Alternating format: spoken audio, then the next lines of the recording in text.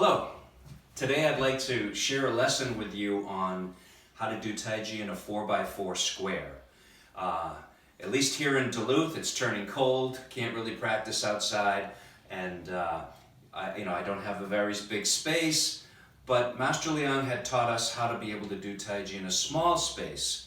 Actually, he said if you have a 3x3 square, you can take a trip to paradise. Basically, the measurement is if you have 3 or 4 feet by 3 or 4 feet.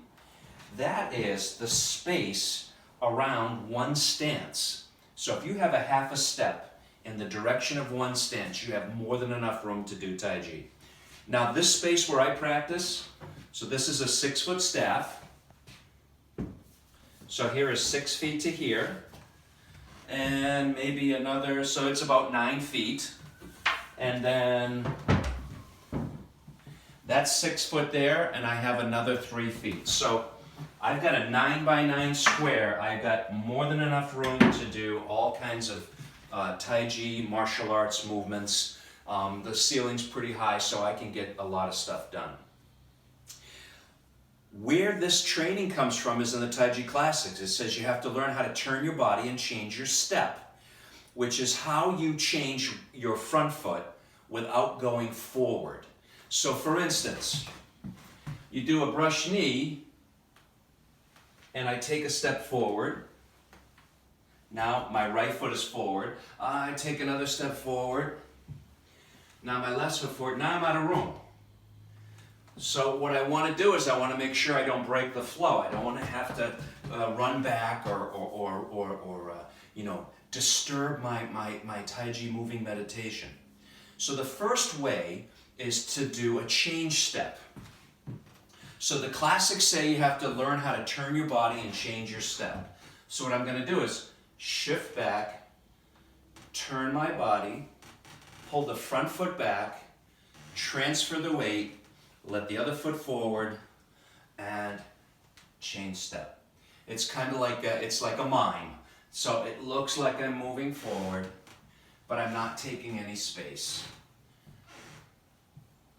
So if I were to move forward, and then I realize I don't have any more space, I can just do change steps.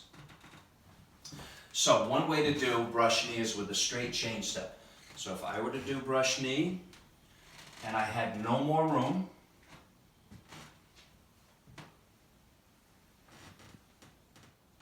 I want to keep the flow.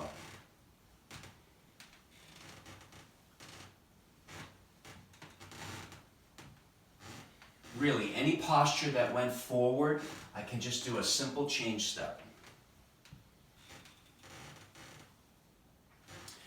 Another way is to do a half change step.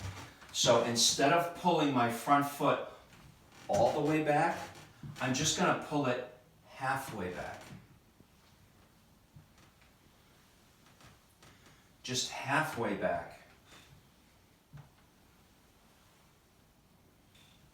And you see how many I can get done before I start to run out of space. Another way to do the change step is a retreating change step. So instead of pulling my front foot back even, I'm going to put my front foot past my back foot. So I'm going to do a change step, but with a little bit of a retreat. And you see, this will actually make me go backward. So if I need more space, I can do a change step like that. Another way is to do a backward, or as Master Choi calls it, the jamming change step. So this one is quite different, but if you put this into your form too, into your practice, it's going to add lots of dimension to your footwork. So instead of bringing the front foot back, you're going to bring the back foot forward. So I'm going to bring the back foot forward and make my timing with my push and my back foot.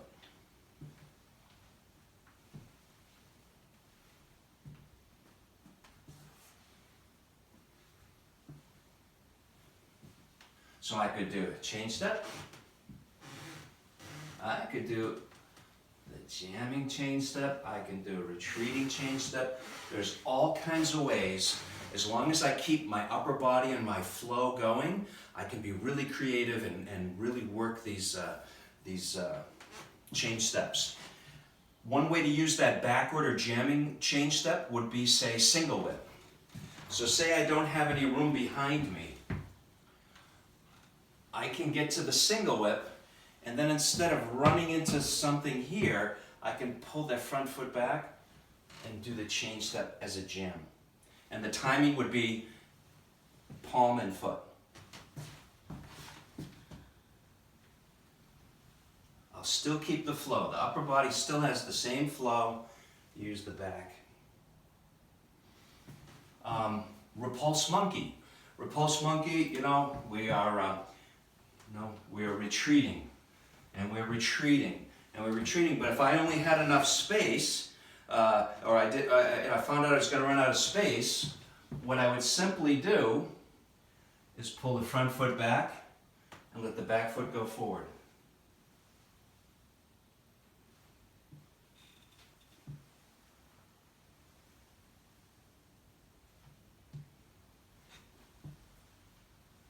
I still get the flow, I still get the feeling, but I can move back, and then I can be right in place. Cloud hands. Traditionally cloud hands is moving to the side.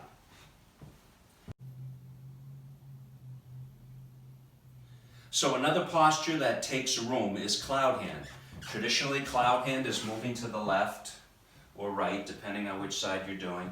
But again, what if I run out of space? So what you can do is you can do the cloud hand in space, in place. 1, 2, 3, 4, 5, and then your single whip.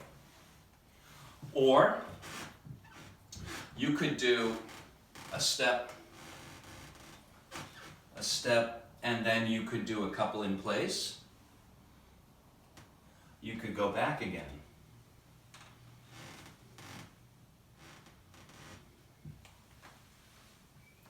Again, the upper body is on automatic pilot. It's doing the form. You want to be able to change your lower body.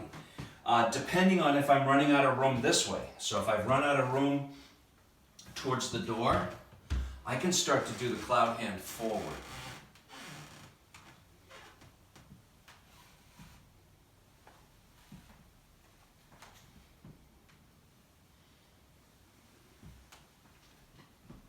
Can do the cloud hand backward.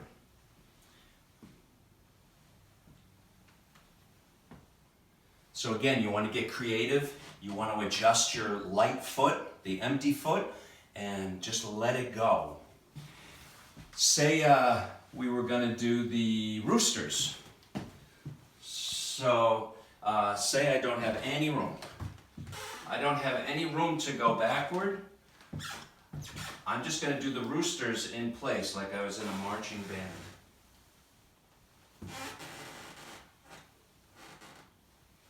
Say I'm not taking any space, or if I needed more space, I could actually do the Rooster forward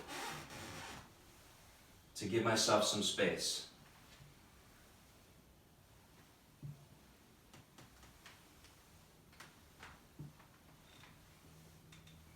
Or like the kicks. So say kick upward. I get on that foot and I do the kick. But say I was out of space or I needed some room, as soon as what's going to be my balancing leg, as soon as that rooted leg is empty, I can do a change step here too.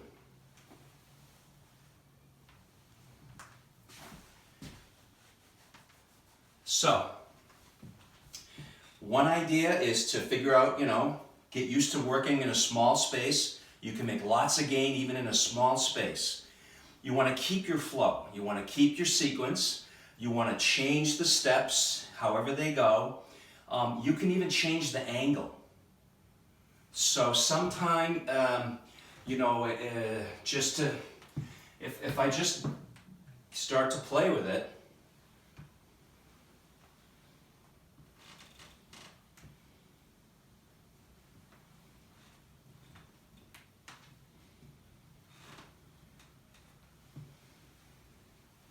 I can start to do all kinds of changes, just keep my sequence going, and you know, as long as I've had enough training outside and with free space to do the form the way it's been choreographed. But once I know the sequence really well, I can do different angles, I can change it around, and like let my intuition, let my creative side come up with a new form every day. And this is how you're going to use your footwork. Taiji is a martial art. Pretty much you're not just going to be in a bow stance, because you're going to have to be able to move and change your feet. So the golden rule, if I leave you with one last part, the golden rule is always adjust the empty foot. Try not to adjust the heavy foot. Whenever that foot is empty, you can place it, you can put it anywhere you want. If my right leg is my empty foot and I'm supposed to put it here, I can put it anywhere I want. As long as I adjust the empty foot, let that move like that, I can get a huge practice in here, lots of room. This starts to become very manageable. It becomes really fun. And again, I'm going to get a big benefit from my small space practice. So have fun with that, and I'll give you some updates on how to do some of the other styles in the small space. So practice hard.